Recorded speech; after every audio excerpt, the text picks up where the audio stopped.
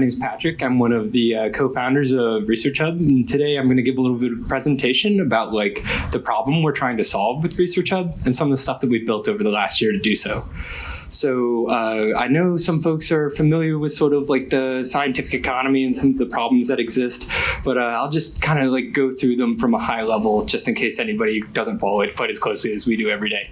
So there's a lot of problems that exist in the way that we fund and publish science. Just a couple of these headlines have unfortunately become much more commonplace in the news today. So this one at the top left, hundreds of cancer papers mentioned in cell lines that don't seem to exist. Seems like a problem to me. Half of top cancer studies fail high-profile reproducibility efforts. Obviously, the replication crisis is something that affects us on a day-to-day basis. And then there's even allegations of direct fraud that have been coming out in the news, maybe once every 3 months or so now. When you add all these things up together, there's actually a tremendous amount of waste in the scientific economy. There's this famous paper from 2016 published in The Lancet where two meta-scientists estimated that 85% of all scientific funding is actually wasted. And so in a very, I think, dramatic, illustrative way, they compared this to the GDP of Kuwait annually, which is obviously very significant. So I want to zoom out and take a look at why does this happen? Why do we have so much waste? And so in the United States, we all pay taxes. A portion of these taxes go to government funding bodies, and these funding bodies allocate this capital to researchers to do science. This is a really hard thing to do. What they typically do is they try and use something called bibliometrics in order to have a proxy metric for the quality of a scientific researcher. When you're funding startups, for instance, it's pretty easy to objectively compare the success of one startup to the next. You can look at traction or revenue, but in scientific papers, it's a lot harder to have objective metrics. In fact, it's actually impossible to objectively measure the quality of science. Basically, what people use today when you're a grant giver to compare scientist A to scientist B is something called bibliometrics or citation-based metrics.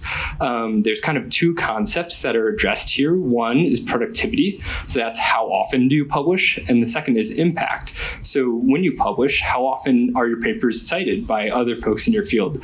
We talked a lot about impact factor and citations in general today, and so this is a very common way that our industry essentially judges the quality of a scientist. Here's the formula for impact factor. As Michael mentioned earlier, it's basically the average amount of citations generated by a paper within a given journal over the period of 2 years. Then there's also H-index, which is more of an author level metric of this isn't exactly perfect, but it's kind of your average number of citations per paper. And these metrics are a huge deal. If you go to Google Scholar, they have your bibliometrics front and center, at the top right of the page. So you can see here's Albert Einstein's citations, H-index, and I-10 index. The issue is that Goodhart's law exists. When a measure becomes a target, it ceases to be a good measure. So scientists are really smart. They understand that in order to have a career in science, you need to maximize your bibliometrics in order to compete with the person next to you. This is kind of an American-centric reference, but the way that I like to think about this is Major League Baseball in the 90s. If you weren't taking steroids, you're probably not going to have a career in the majors. And so you kind of need to do this sort of thing in order to compete. I know in the US, it's something less than 2% of first-year PhD students end up becoming research professors. So if you want to get in that top 2%, you need to do whatever you can to kind of show off your value as a scientist. Unfortunately, when you're maximizing productivity, you're really worried about making sure that you get the publication for any given paper. So if I'm studying breast cancer, I won't necessarily collaborate with other breast cancer researchers across the world. I'll make sure that I get the publication, and so I'll work in a closed silo. And when I work to maximize my impact, I don't just share my research kind of in a totally transparent fashion. I'll sort of optimize it to be interesting, so that way more scientists are likely to cite it and then increase my bibliometrics in the future. Unfortunately, this can result in p-hacking, harking, hypothesizing after the results are known, and then sometimes in the worst case scenarios, even intentional fraud. I mentioned that it's a very competitive job market. So again, it's something that you basically have to do if you want to have a successful career in science. This is a quote that I think really illustrates this problem. Today, I wouldn't get an academic job. It's as simple as that. I don't think I would be regarded as productive enough. So this is from Peter Higgs, kind of the father of the Higgs boson particle. And so Peter Higgs was famous for not publishing super often. He would publish maybe like once every 3 or 4 years, but his publications would be extremely impactful. And so, yeah, he doesn't think that he would actually have success in today's scientific economy because he didn't have the productivity of basically publishing at least once per year. So how do you address this problem? Like, if I think basically it's a doomed task to try and measure quality in science. No matter how you measure it, folks are always going to try and optimize towards whatever measurement you're using. So at ResearchHub, we thought about this, and what we ended up deciding is that the best way to actually result in the highest quality science is to accept the fact that Goodhart's law is basically a law of nature. No matter what measure we use to measure quality, people are going to optimize for it. So maybe we should just consider our measurements as a target for behavior, and we should just set targets for high quality behavior. So want to talk about like a couple things that we're doing here at ResearchHub to kind of explore that concept. The first is paid peer review. So we have a token incentive on ResearchHub. We use ResearchCoin in order to reward users for contributing specific types of content. Maybe about like 5 months ago, we decided to start to pay peer reviewers about $150 worth of ResearchCoin for peer review. And it turns out we're able to incentivize peer reviewers pretty productively. As you can see here in this chart, it took a couple weeks to get going. The program started around the purple dots, but pretty quickly we got up to almost 200 peer reviews per week. And right now we're averaging around like 125, 130. Over the course of the year, this will end up being about 6,000 peer reviews, which puts us on par with like a big paywalled scientific journal like Nature or Science. So it's pretty exciting. And really, the most important part is that we're able to do it quickly. So these numbers are actually a little bit out of date. It doesn't take us 16 days. It takes us just under 10 days from when we assign a ResearchCoin grant for a peer review to when a peer review is actually shared on the platform. And then in some instances, we've even had turnaround times of like 24 to 48 hours. So pretty cool. And when you look at like traditional scientific literature, it normally takes between like 3 to 9 months to have a publication actually go through the peer review process. So by using token incentives to encourage this behavior of open peer review, we're able to like pretty significantly accelerate the time to peer review. Another thing that we're really excited about is shipping like a version 2 of our reputation and reward algorithm. So, as a community, we have the ResearchHub Foundation here who's organizing this whole event. We sat down and we realized like, hey, we have the ability to actually use these token incentives to encourage specific behaviors, and it works. Like, we can encourage almost anything we want to. So what do we want to encourage? We got folks together, had some dinner, a couple beers, thought about like, hey, like, what do we want to actually encourage scientists to do, like within the scientific economy? Again, we don't want to measure quality. We want to set targets for specific behaviors. So as a community, we kind of aligned on 3 separate pillars for the version 2 of our reward algorithm. We want to help to reward scientists who publish open access literature that's pre-registered and has open data. And this just increases the quality of literature as a whole. So we came up with an algorithm, as a community, voted it in using token-based kind of like voting tool.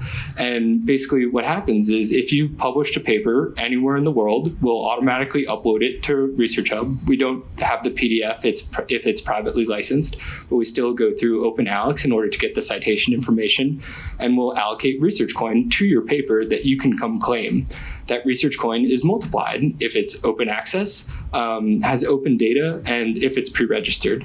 So the goal here is to try and create financial incentives for folks to publish more high quality open research in the future. Ideally, that's pre-registered and has open data. Another thing that we're very excited about is trying to fix the way that capital is allocated in science. So we're trying to do funding new research projects using pre-registrations. If you all remember the program BAST grants, when COVID was happening, there were a bunch of people here in SF who got together, allocated like $20 million to new COVID research.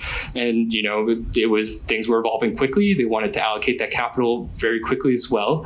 So they basically had a 2-week turnaround time. They had folks use a Google form. And in that Google form, scientists would submit like a summary of who they were, a summary of the project that they were hoping to conduct, the methods that they wanted to do within their like experimental design, the statistics that they plan to actually use to or analyze the data they create, and then how much money they needed. And so we saw this, as a team at ResearchHub, and we're like, this is basically pre-registration. And so Fast Grants sort of validated the idea that you can use a pre-registration in order to allocate capital for new scientific projects. So we're trying to productize this within ResearchHub. Over the last, I think we shipped this feature back in January. We've maybe funded about 14 to 15 studies, the grand majority of which are for $5,000. And then we have one for about $25,000 and one that's currently fundraising for about $50,000. The last thing that I want to show off today, and we mentioned this a couple of times earlier, is the ResearchHub journal. So we have the ability to conduct paid peer reviews. We have a pretty significant amount of these peer reviews occurring on the platform. They happen quickly. It's at least in our estimation, maybe we're biased, but we think it's a pretty solid improvement on the current infrastructure for peer review. Unfortunately, when we tried to go to sell this service to journals, they weren't super interested in paying for something that they weren't already paying for. And so, we thought to ourselves, how can we monetize this service in order to make it more sustainable? And we figured, hey, we might as well just make a journal. So starting today, we're actually going to ship our ResearchHub journal on the site. Yeah, thank you guys. Thank you. The idea is it's kind of this publish, review, curate model, similar to eLife, where you can share preprint, have peer review openly on top of that, and then have curation. And ideally, we'd like to sort of help to create a market pressure for kind of the established players within the scientific publishing space to think a little bit more progressively when it comes to sharing preprints, and then also paying peer reviewers and the folks who actually create a lot of value within the journal ecosystem. Looking towards the next year, I know Brian mentioned a lot of things during our panel earlier, but some of the things we're excited about are doubling down on funding via pre-registrations, maybe having some kind of prediction market for if a study will replicate.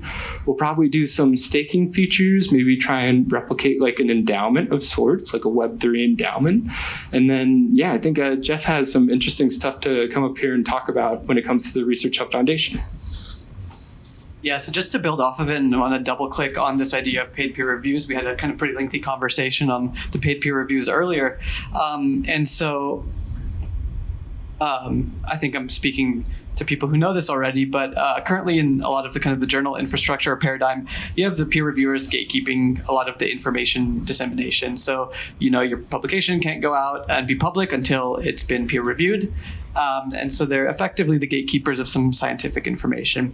And Pat alluded to this earlier, which is this kind of solution that we have now, which is this PRC model, or publish, review, curate. And some progressive journals are pushing into this model, which is this idea that you can publish the content out there, kind of as if it was like a preprint, for example, and then get pushed along through the journal, and then you can get review done after that, and then curation after that too. But there's one problem in this entire paradigm that is still unsolved, and that's this recruitment of reviewers. So obviously journals have, journal databases, and they go through and say, hey, let's find the reviewers. But, without compensation, reviewers often don't, have the time or energy or effort to go and do this on a volunteer basis. And so you also get a select few reviewers that are coming in and often doing a lot of these. And so you get what's called reviewer fatigue. And so we, as Pat alluded to earlier, we have this incentive model baked into our platform, and it's ResearchCoin's token incentive. And we thought, okay, well, what if we squeeze in one more bullet point between the PRC model, right between the P and the R, and call it Incentivize. So if this is almost like a PIRC model. And so the idea here is you can publish in the context of ResearchHub. This can happen natively on the platform, or the other thing we're doing is kind of aggregating preprints from all the preprint servers. And then you can have kind of the system where you open, if you want to call it a grant or a bounty, whichever kind of group of people you're coming from, you can incentivize this with the tokens. And we're doing $150 incentive per review as an overlay on top of these preprints.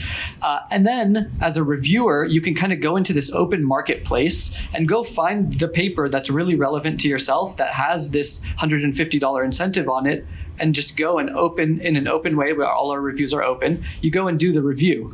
And then at the end of that, we have a curation mechanism as well where you can upvote and downvote.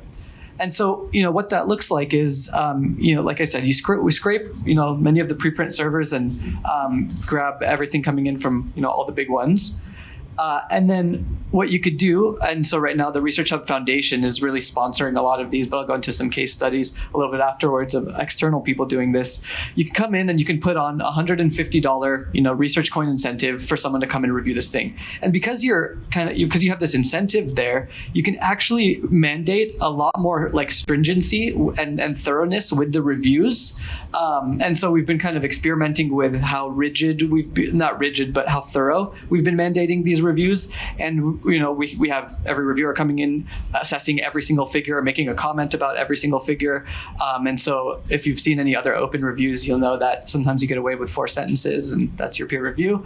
So we can at least improve the thoroughness of it. And like I said, you have to have a marketplace for people to even discover this kind of content. And so there's kind of this marketplace where you can filter for the research that you're interested in or fits your expertise, and filter for specifically peer review grants that are available. Then perform the review. And then finally, a curation mechanism of upvoting and downvoting the review or upvoting and downvoting the preprints. And that kind of gives like a signal onto the paper or the review itself. So this is great. What's been the output of this? So over the last year or so, and we really kind of kicked this into Overdrive back 5 or 6 months ago, we've had about 2,700 peer reviews, and in the last week or so, about 126, and our mean time to review is 9.4 days. So this is from the moment we opened this incentive, 9.4 days afterwards, you get a peer review or multiple peer reviews on a preprint.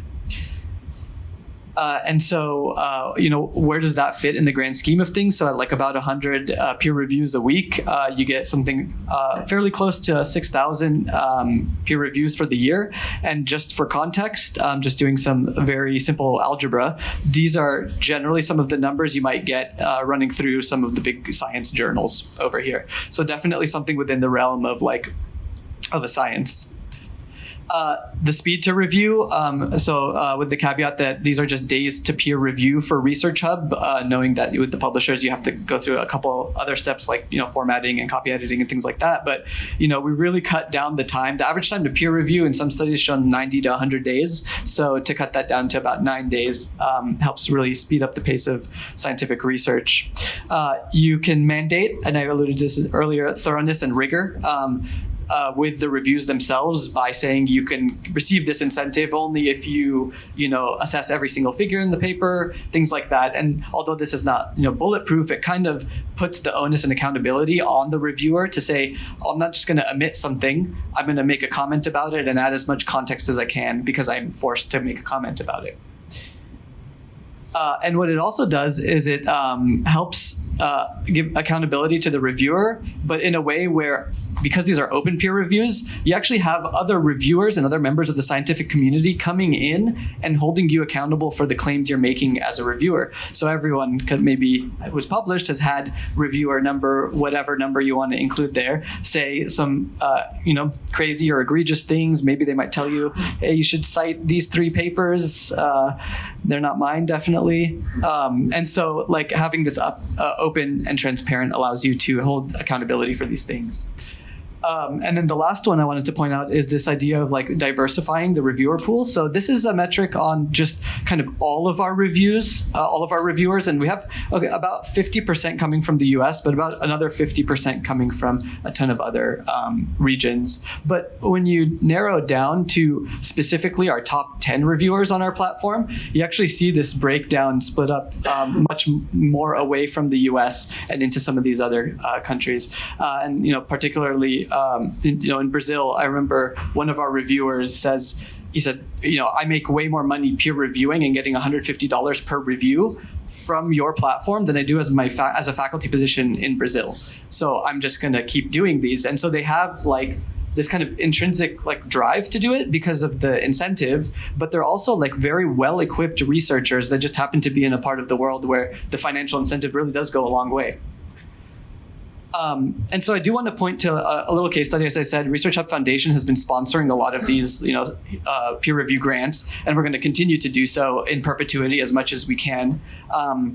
And if you do like the back of the envelope math, it's not economically infeasible to incentivize these things for most of the preprints that are coming out per year, or all of them really. A question on whether you want to do it for all preprints or you want to curate some that you want to have these incentives go on to is one thing. But we were the power strip here for a while, but we have had a couple case studies with a few progressive journals that said, hey, I've got a peer reviewer, and in particular this journal Gigabyte is kind of a large data science data set driven journal. They came in and said, hey, we have a stalled second reviewer. This paper has been in review for an embarrassingly long time.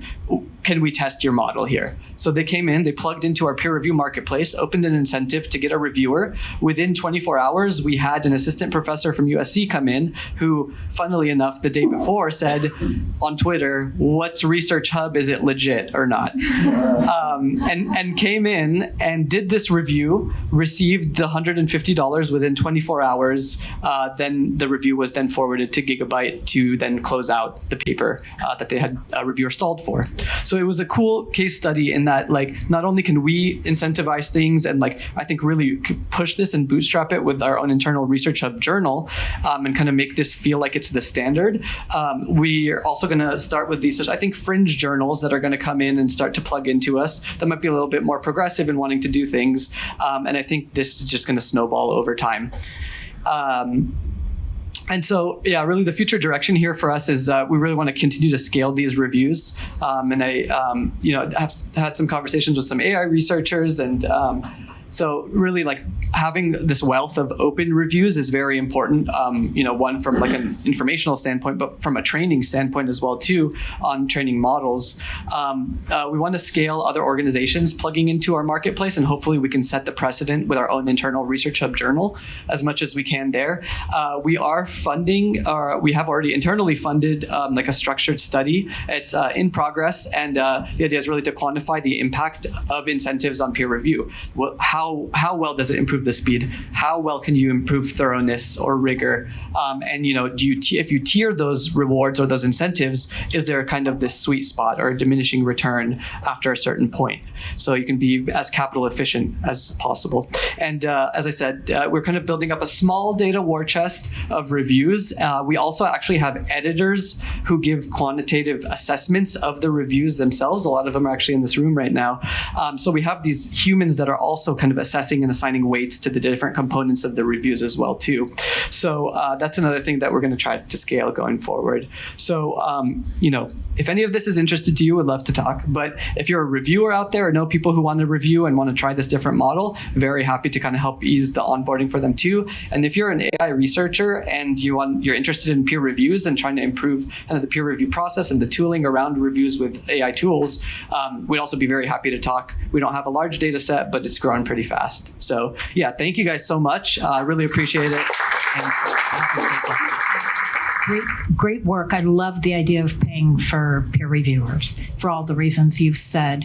A couple of questions about quality control. Can anybody get on and then review, and then you're counting on the fact of transparency to make sure that they were qualified in the first place to review, or some human being or non-human being assessing the quality somewhere in that process. And I also like to know, do you require them to turn it around in a certain number of days? 14. Yeah. And if they don't get paid. If you get on day 15, they don't get paid. Okay. So yeah, I guess I'm mostly interested in, can any old person sign up to do this, and who's making sure they meet the requirements? Yeah, absolutely. Anyone can contribute a peer review. There's no gatekeeping there.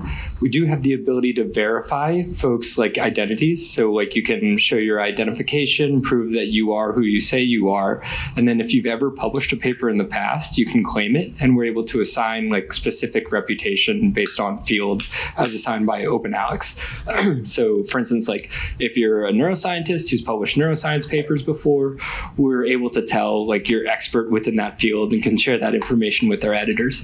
We do have editors for each of the fields in which we're placing these bounties, and it's their responsibility to essentially like judge the quality of the review. So whether it's coming from someone who's not a neuroscientist, happens to be a hobbyist and has the ability to provide a quality peer review, or a neuroscientist who's published in Nature and Science multiple times, those are both evaluated holistically from an editor who then does the payout based on the quality of the review. Evaluated before posting or after posting? After posting. Yeah, so after posting, so we want to kind of have this idea of like maximum open, but also maximum context. So, and then the quality control happens after the content has been put up there. Our editors come in and we have kind of like a standardized rubric where we can give like quantitative assessments on the different components that we're looking for those reviews. So, you know, if you happen to be adjacent to neuroscience, but you're not a neuroscientist, but your review shows like you have a skill set to critically assess this, and we quantitatively have the editors assess that, then you will receive the compensation for that. And if your review falls short, if your review falls short, then do you not get paid, or are you told you can't review again? What are the issues? No, you're not told you can't review again, but you won't receive the compensation for it. And we're kind of have teetered with the idea of like kind of partial incentive or a partial payment for stuff. But incentives can always get a little bit weird, where people can start to optimize for like a 30-minute review that they'd get $50 for, and a bunch of those instead of doing a good quality one for $150. So we're very careful with like how we want to incentivize that. Importantly, too, we'll also share feedback.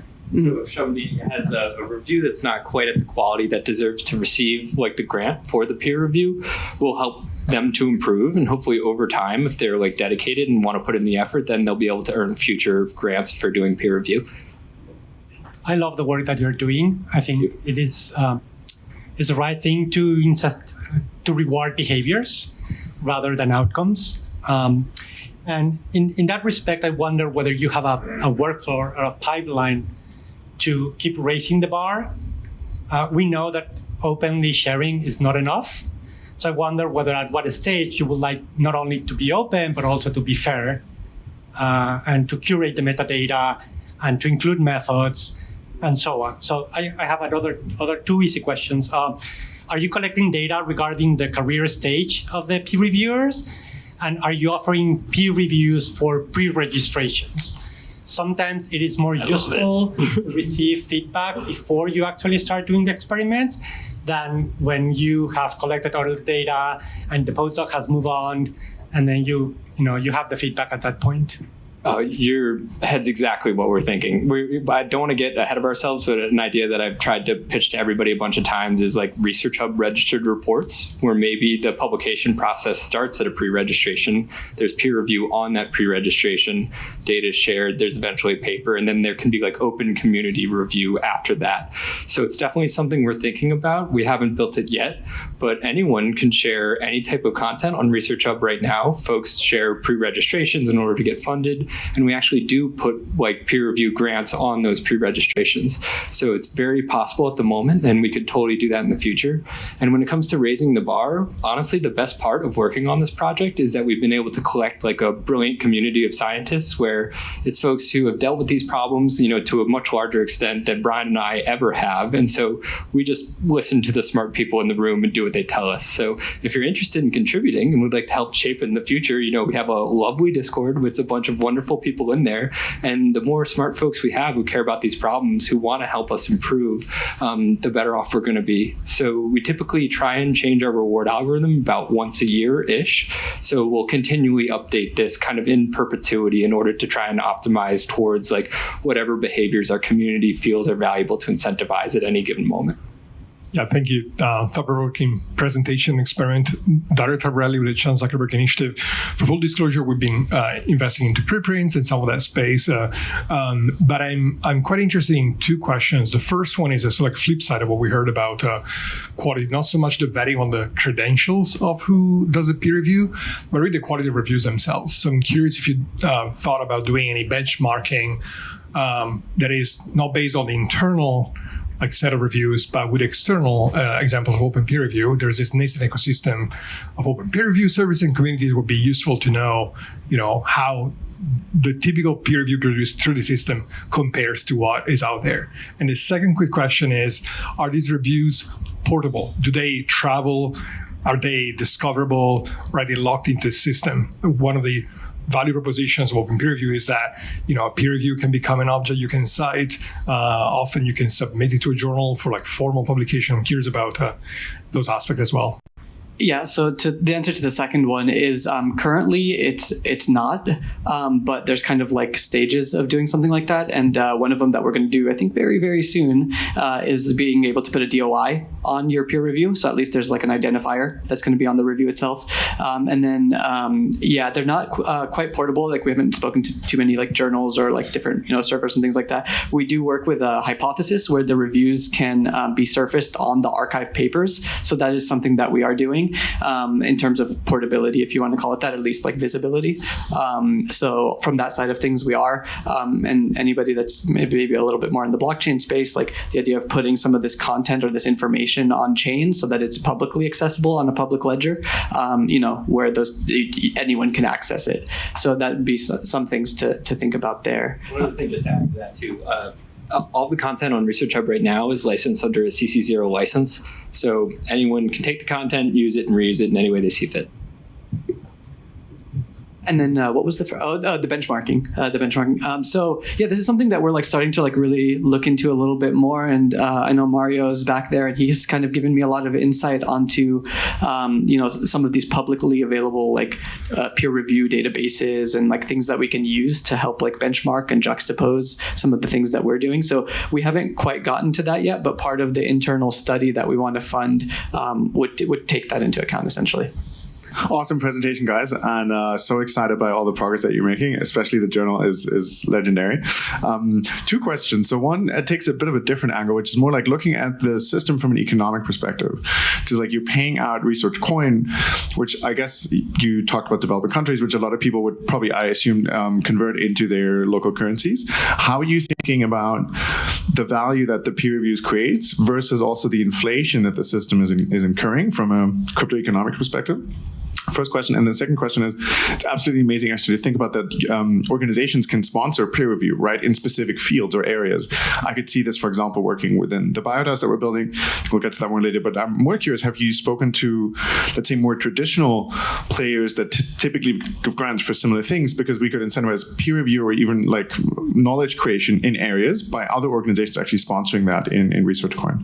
There's a variety of utility use cases on ResearchHub right now for holders of ResearchCoin. We definitely don't have product market fit yet, so still very much experimenting and trying to find the most valuable, useful use case for folks.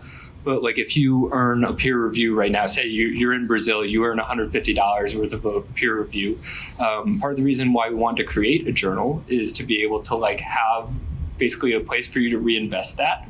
So maybe, you do a couple peer reviews, you earn, say, like $1,000 worth of research coin, and then you want to publish a preprint and get peer review on your own paper. You can then take that research coin that you earn, rather than giving $1,000 to like a journal, or, $2,500 or $12,000 in some circumstances. You can just take the tokens that you earned and put them back into the system in order to incentivize the content creation that you want in the form of like a peer review on your manuscript. So it's like I think it's a very interesting use case personally, but like, I think there's lots of different things that we can do on the site in order to create like token sinks and utility for research coins. That way, like, there isn't just like giving out rewards. There's actual reason to go buy the token and use it on the platform. It reminds me of like an in-game economy. Totally. Yeah, like a World of Warcraft or something. But your other question was around more traditional journals, and so we did actually have like a pretty illuminating experience at Society for Neuroscience this year. It was a great event. I'm a neuroscientist by training, so it was nice to see some of my old colleagues. And so we talked to a handful of really kind of more traditional journals at that time, and it's a really interesting. Everyone's interested, but a lot of people that are in the more traditional world, I think, really don't see too much value in it for themselves. But we did receive, I think, like a very enthusiastic interaction with a few editors-in-chiefs of some of the more kind of neuro journals, like eNeuro was one. We had a really good conversation with some people from eLife, things like that. So I think people are interested in like this concept, and maybe we'll take a little bit of warming up too. And obviously things move a little slowly when you got a bunch of board members to convince. So. From a financial point of view, publishers should be incentivized because it costs a lot more than $150 to recruit and manage a peer review within a traditional environment. And it can take months or longer. Yeah. So, this is a money saver for publishers if you pitch it that way. Yeah, absolutely. It's definitely one way to like see it. And I do know, and this number was pretty staggering to me, so I'm not sure how accurate this number is, but this idea of like these problem papers that go through and you can't find peer reviewers. And so these papers get stuck in the queue for these journals, and often takes, the number that I heard is something like about 50% of papers can be stuck in the queue for more than 6 months, right? That's a long time for the journal to not have the APC at the end of the day coming from them too. So yeah, I would love to talk to you more about that afterwards. Thank you. I have two questions. The first question is that if I were to assign someone a task of writing a peer review, and I told them to pay them $100 for it, I feel like they'd always come up with critiques of the paper. Like they would find it to be like not possible to just be like, wow, this paper is great. Do you guys see this effect that there's always like critiques of papers, or do you ever have somebody come back with a peer review like, oh, this paper's good? That's a good question. So I think people do tend to try to find like something critical to assess about it, but the idea behind us saying you need to make a comment about each figure doesn't necessarily, like, it kind of hints that you can make a positive comment about it too. And we do have a star rating system. So because these peer reviews, at least in these community review style things, are more of like here's the context of the paper, less than it is accept or reject a paper, right? Because it's on top of a preprint. Then we have a star rating, right? So we have had, many things come out with 5 stars, all the way through. So there is a range of stuff, and we can do actually probably a detailed breakdown on average. Are we getting more 1 stars or more 5 stars on a paper? But we do see a blend of both. And then I guess my next question is, like, I can imagine the end game for all of this is that you just have a bounty for reproducing a paper. And then I can go on the website and I'm like, I care deeply about this paper. I will put $1,000 bounty on someone to reproduce it. Are you working on that? Is that on your roadmap? What do you think about that? Yeah, definitely. So if you wanted to experiment with that, we could help you right now. We're thinking about other ways to do it in the future, like potentially like a replication prediction market. This is probably 6-ish months away, so would love to chat more about like the use case and like the best way to go about it. But yeah, that's definitely where we want to end up by the end of the year. Awesome, thank you. End of next year, right? Yeah, exactly. End of 2025. Kobe's not that fast. He's pretty fast. AI tools that really speed us up. Okay. So I guess I have a question around like how willing are you guys to experiment with going full degenerate mode? Like, of course, I think you guys realize you're creating kind of an economy, a knowledge economy. It's kind of like a truth market, there are these games that people are playing in academia around reputation and, social capital. They're not necessarily as motivated, financially, but it's still a market that they're playing in, right? And so have you thought about, rather than, setting a fixed fee of like, you get 150 RSC for a peer review, rather looking at it as like, these are basically alpha traders, right? And people can pay to subscribe to their alpha and only get access to their peer review in their prediction of, is this accurate based on, like how many people stake behind them? Like, are you thinking in this way at all? Sorry. Yeah, totally. So, I mean, gambling is fun, right? And crypto in general, there's a lot of really interesting game theory mechanisms that can be used, to elucidate truth. And it's definitely something that we're thinking about. In general, the number one thing we're concerned about is incentives and helping to create incentives to have more high quality research at the end of the day. So, we're just starting to kind of dip our toes into changing our reward algorithm in order to get closer to what we perceive as a community to be high quality research. We're very worried about accidentally incentivizing low quality research. It's something we think about all the time. So we're very open to experiment, but at the end of the day, the thing that we're really concerned about is having high quality reproducible science be incentivized on our platform. So if that ends up being, a gambling type of experience, then amazing, if that's the best way to get to high quality research. So we're open to all kinds of ways to go about it. How does the volatility of a research coin token affect your ecosystem? Maybe changing the fee for peer reviews. Is it tied to USD value or is it tied to research coin value? A and B, how volatility in general is affecting the trust that Patrick was talking about earlier. There's a lot of old school thinking in research, and how does that go with a token that might have variability that people are not expecting? Yeah, that's maybe something we'll probably hit in as we get more external people who are trying to fund a ton of different things. And obviously the larger the size, I'm sure the volatility will impact them a little bit more.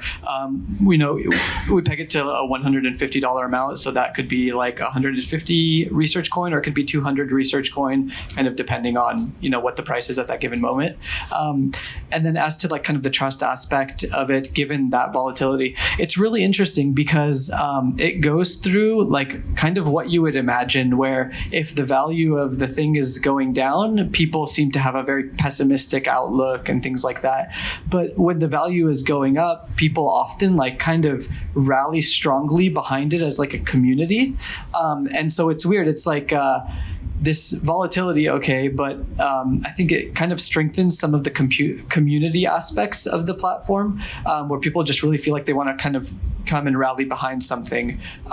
And so it's definitely I think a double-edged sword at times, but to me feels a bit more net positive than not. I was just wondering, the top tier journals usually pay statistical reviewers while they don't pay the other ones. Did you ever consider of the different payments for the statistical methodological reviewers? Because it is, I remember I run a very small journal, and when we, approached 10 or 15 statisticians asking would they be willing to provide 1 year for us, most of them say no. So you can find normal researchers. I don't want to sound this bad, but, when you need some things solved, sometimes it's harder to find an expert in that specific thing rather than in someone who will comment on introduction or the discussion or, what they know of the methods rather than doing the analysis themselves. Yeah, we don't have any internal data to do this, but it's definitely something we've thought about is around tiering the bounties for particular uses or for particular subfields, particular kind of echelons of reviewers that we want.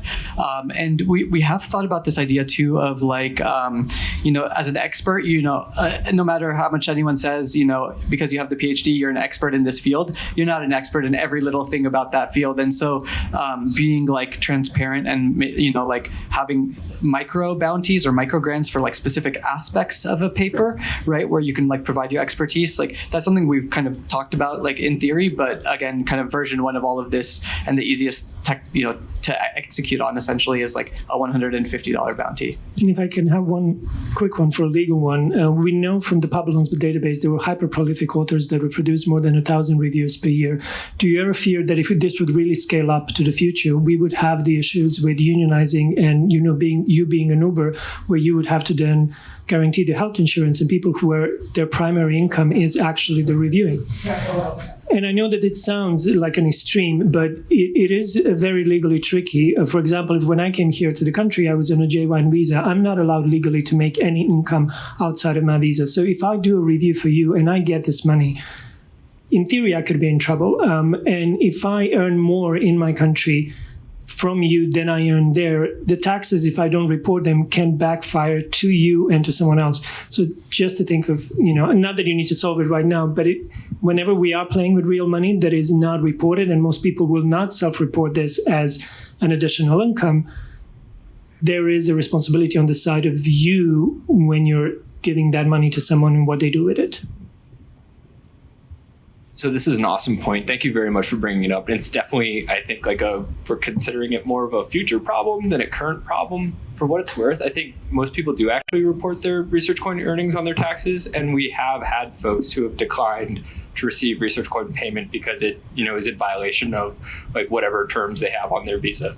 So, we're not 100% policing that, but people are typically, at least in our experience so far, aware of the restrictions of what they can and can't do, and are not trying to break the rules, and we're not trying to break the rules. So I report my research coin earnings on my taxes. So yeah.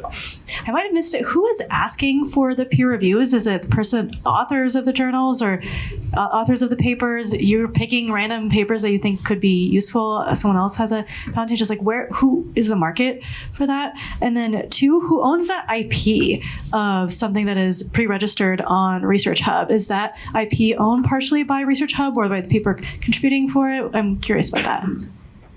So with the IP, it's all open right now. It's possible in the future we could do something around ownership of the IP, but it's not really what we're interested in. We're more interested in creation of open knowledge.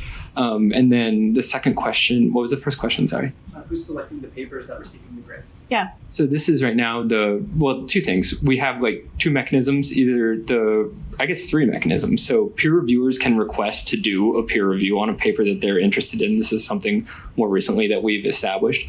We also have a specific, we call them hubs. It's kind of like a subreddit on ResearchHub. One of them is the BioRxiv Community Review Hub. You can upvote, downvote. Anything that gets more than 5 upvotes automatically receives a peer review bounty. So the idea here is to try and allocate peer review resources to whatever papers our community thinks needs the peer review the most.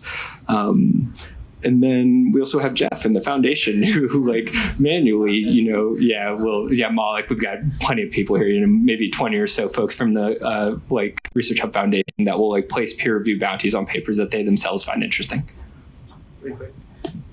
Yeah, so we have some of the editors that are selecting through BioRxiv. There's some social signals and stuff like that on BioRxiv that you can use to help kind of nuance some of the decision, where it's not just a bias, hey, this is something I like. It's actually here's some social signals that say this is a kind of contentious topic or something like that. So those things help kind of quantify the things that you can choose. But I think ultimately this idea of the scientific community curating with the upvote downvote mechanism, which things should get peer review resources, I think is a really important one in the long run when things are at scale and there's network effects and things like that. You can think the superconductor, at room temperature thing kind of garnered so much attention, and if that would have gotten enough upvotes to have gotten a peer review bounty on it. Okay, thank you.